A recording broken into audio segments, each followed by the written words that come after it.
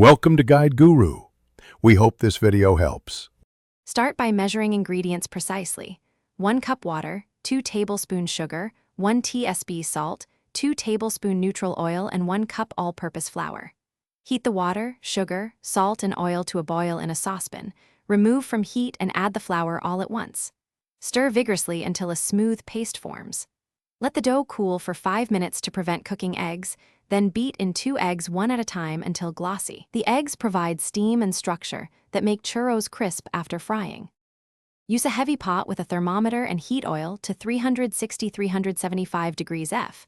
This range crisps the exterior without burning.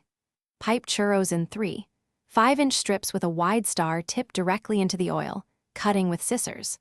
Fry in small batches so the oil temperature recovers quickly.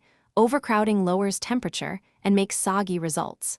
Turn once and cook for about 2–3 minutes until deep golden. Remove with a slotted spoon and drain on a wire rack or paper towels to shed excess oil before coating. While churros are hot, toss them in a bowl with 1/2 cup granulated sugar and 1 tsp ground cinnamon so the sugar melts slightly and forms a light crust. Serve immediately with dipping sauces.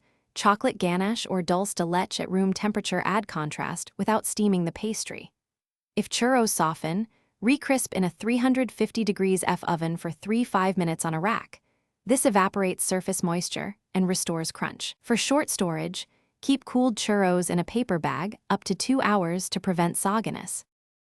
Thanks for watching. Consider subscribing if we helped you today.